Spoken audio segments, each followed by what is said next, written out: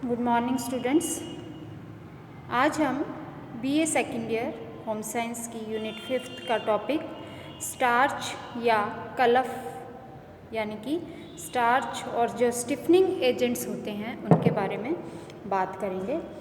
Stiffening agent यानी कि कलफ वे पदार्थ होते हैं जो कि वस्त्र की सतह को कड़ा करने के लिए इस्तेमाल में लाए जाते हैं। कलफ एक तरह की स्टार्च जिसे हम कह रहे हैं, शर्करा होती है यानी कि कार्बोहाइड्रेट्स होते हैं जो कि रेशों के बीच के जो स्थान है उसको भर देते हैं और एक नयापन ले आते हैं, उसको कड़क कर देते हैं। कुछ कपड़े होते हैं कॉटन के जो लगातार इस्तेमाल से थोड़ी वो सतह उनकी लुज़ी सी हो जाती है यानी कि वो ढीले ढाले हो जाते हैं, तो ऐसे में स्टार्च का इस्तेमाल किया जाता है ताकि उसको हम फिर से नयापन ले आएँ, फिर से उसको कड़क कर दें। तो यदि हम इसके एडवांटेजेस या फिर कहें कि इसके लाभ के बारे में बात करें तो कलफ का जो उपयोग है वो चमक और नवीनता के लिए तो होता ही है, साथ ही साथ जो ये कड़कपन है ये कपड़े में हमारे परिधान में यदि हमें प्लीट्स चाहिए तो प्लीट्स जो हैं वो अच्छे आते हैं यदि हम उस पर उसको स्टिफ कर देते हैं, कड़क कर देते हैं। तो वस्त्रों को का जो ढीलापन है उनका अगर जीर्ण हो गए हैं और हम उसको सोचते हैं कि इस्तेमाल कम करें या फिर नहीं करने का मन करता और फिर हम उसमें यदि स्टार्चिंग कर देते हैं तो फिर वो फिर से पहनने योग्य हो जाते हैं। और कलफ से क्या होता है कि वस्त्र की जो सतह है वो चिकनी हो जाती है, जिससे कि उस पर गंदगी धूल मिट्टी जो है वो कम लगती है और वो कम जो है वो जल्दी से गंदे नहीं हो पाते।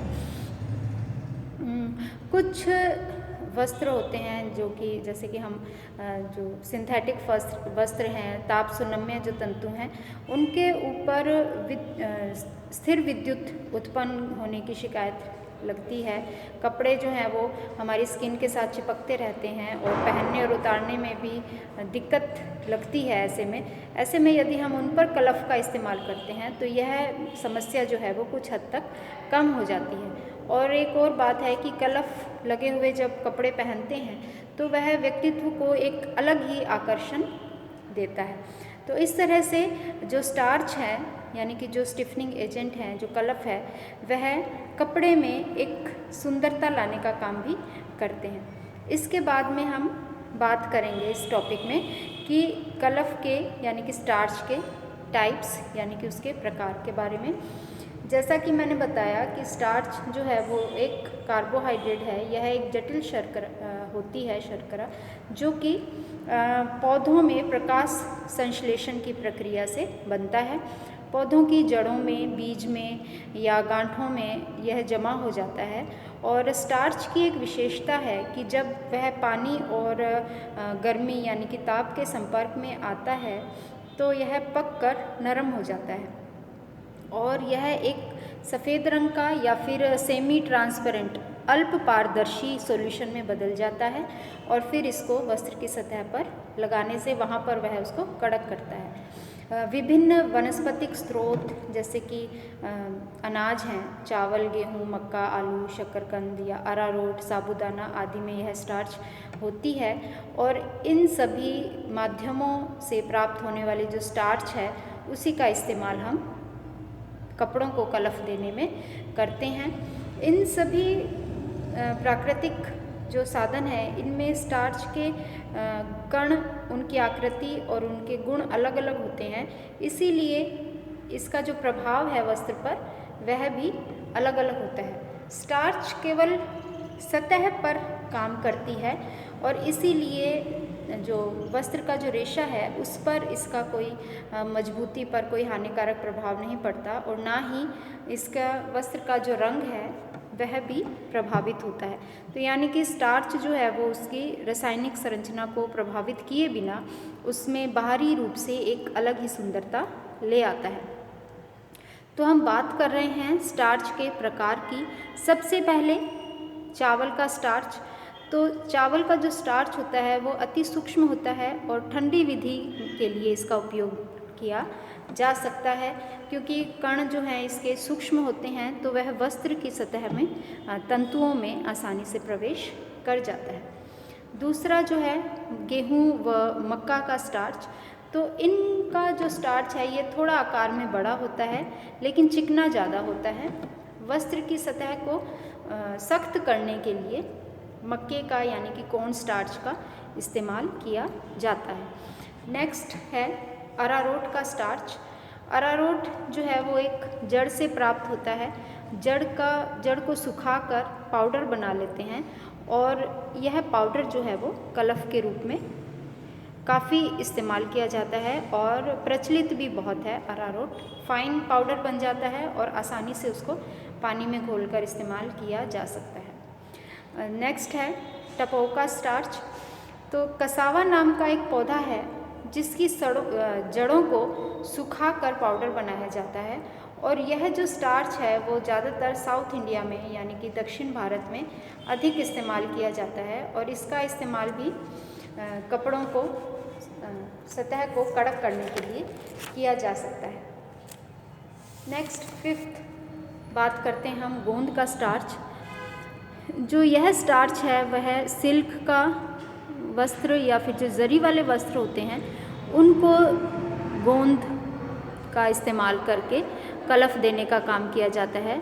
गोंद को चूरा करने के बाद में उबलते हुए पानी में डालकर भिगो के रख देते हैं और उसके बाद में इसे छानकर कलफ किया जाता है। तो ये हैं कलफ के प्रकार, यानी कि स्टार्च हमें कहाँ कहाँ से मिलता है, किन माध्यमों से और किस तरह से हम इसको विभक्त करते हैं, बांटते हैं। तो ये प्रकार हैं। इसके बाद में हम बात करते हैं स्टार्च बनाने की विधि या फिर स्टार्च को किस तरह से तैयार करेंगे इन माध्यमों का इस्तेमाल करते हुए।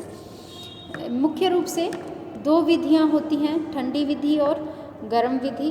ठंडी विधि में स्टार्च का पाउडर लेते हैं, लगभग 1 चम्मच की हम बात कर रहे हैं। फिर उसे लगभग 2/3 चम्मच गर्म पानी में मिलाकर आधा चम्मच बोरेक्स पाउडर और आधा ही चम्मच वैक्स यानी कि मोम के साथ मिलाकर तैयार किया जाता है। सबसे पहले स्टार्च पाउडर, मोम और जो बोरेक्स है उसको गर्म पानी में डालकर गाढ़ा घोल तैयार किया जाता है और उसके बाद आधा लीटर ठंडे पानी में मिलाते हुए इसको लगातार चलाया जाता है और फिर आधे घंटे के लिए छोड़ दिया जाता है। फिर यह तैयार जो कलफ है उससे वस्त्रों को स्टार्च यानी कि कलफ किया जाता है। तो यह है ठंडी विधि। और दूसरी जो गर्म विधि की बात कर रहे हैं उसके लिए भी 1 चम्मच स्टार्च पाउडर, ठंडा पानी 1 बड़ा चम्मच, गर्म पानी 2 कप, बोरेक्स आधा छोटा चम्मच और मोम जो है वो 1/4 छोटी चम्मच होती है। सबसे पहले स्टार्च पाउडर को ठंडे पानी में मिलाकर पेस्ट बनाया जाता है और इसमें फिर मोम और बोरेक्स मिलाया जाता है। फिर गर्म पानी लेकर लगातार चलाते हुए गर्म पानी डालते हैं जब तक कि वह पारदर्शी जेल में ना बदल जाए और फिर यह जो कलफ है उसको पानी से पतला करके फिर इसका इस्तेमाल किया जाता है। तो यह जो विधि है दोनों ही, उनमें इस बात का ध्यान रखना विशेष रूप है कि जब हम स्टार्च पाउडर को पानी में मिला रहे हैं तो उस समय जो घुमाने की यानी मिलाने की जो प्रक्रिया है वो लगातार चम्मच से मिलाया जाता है ताकि जो स्टार्च है वो गांठों के रूप में ना बने और एक साथ पानी में पेस्ट बन जाए। इसके बाद में उस लिक्विड में और पानी मिलाकर कपड़े को कुछ समय के लिए भिगो दिया जाता है और उसके बाद में उसको निचोड़ कर स्ट्रेट सुखाया जाता है। मोड़ उसके सिलवटें निकालना आवश्यक है ताकि वस्त्र की सतह पर एक साथ कलफ लग सके। तो यह थी स्टार्च होता क्या है, उसका इम्पोर्टेंस क्या है, कितने प्रकार का होता है और इसे किस तरह से बनाया जाता है।